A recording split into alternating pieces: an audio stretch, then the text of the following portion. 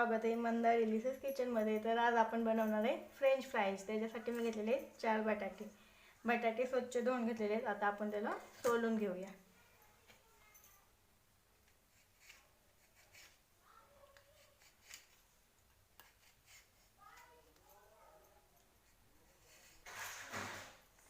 आता आपले बटाटे सोलून झालेले आहेत। आता आपण कट करून घेऊया।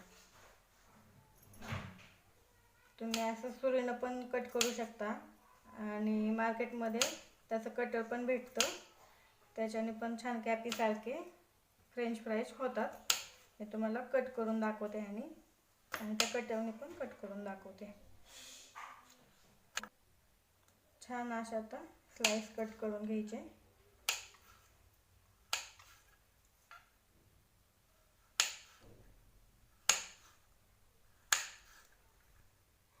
चाकून पण छान असे स्लाइस होतात। आता मी तुम्हाला कटरने पण कट करून दाखवते। हे असं कटर आहे, मार्केटमध्ये सहज भेटतं आणि ऑनलाईन पण भेटतं 100 ते 150 रुपयाला। तर आता मी दाखवते तुम्हाला कट करून। याच्यावर असा बटाटा ठेवायचा, छान असा प्रेस करायचा आणि मग हे असं ठेवून जवळच छान असं दाबून आपण बघूया स्लाइस झालेत का। तर छान आपले कॅपी सारखे स्लाइस झालेले आहेत। तर कटरने छान होतं। तर एक सारखे सगळे असे छान स्लाइस होतात, कॅपी सारखेच कटरने करू शकता। तर आता आपले बटाटे कट झालेले आहेत। आता आपण 1 ग्लास पाणी गरम करून घेऊया। पाणी थोडंसं गरम झालं की त्यात अर्धा चमचा मीठ घालायचं आणि अगदी टाइम लावून 5 मिनिटं बटाटे उकडून घ्यायचे। त्याला स्वच्छ धुवून घेतलेले, त्यातला स्टार्च कमी होतं धुतल्यामुळं। आता पाणी आपलं गरम झालेलं आहे, त्यात अर्धा चमचा मीठ घालून घेऊया आणि अगदी 5 मिनिटं बटाटे उकडून घ्यायचे। तर आता 5 मिनिटं झालेले आहेत आपले बटाटे छान असे उकडलेले आहेत। तर आता आपण याला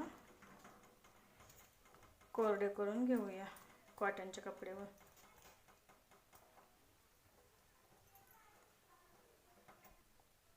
छान अशा आपण कॉटनच्या कपड्याने हलक्या हाताने कोरडे करून घेऊया।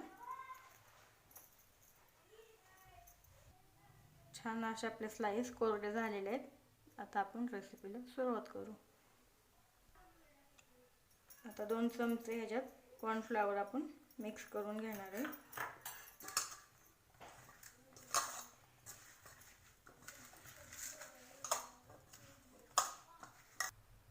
छान असं कॉर्नफ्लॉवर आपण लावून घेतलेलं आहे। आता आपण तेल गरम करायला ठेवूया।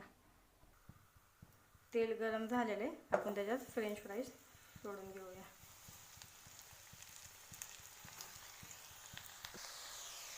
तर आता आपण याला गोल्डन कलर येईपर्यंत आपण फ्राय करून घेऊया। गोल्डन कलर आला की गॅस बंद। तर आता छान गोल्डन कलर आलेला आहे, आपण फ्रेंच फ्राईज काढून घेऊया। छान झालेले आहेत फ्रेंच फ्राईज। तर तयार झालेले आहेत आपले फ्रेंच फ्राईज। सॉस सोबत खाऊ शकता, मेयोनीज सोबत खाऊ शकता, छान लागतात।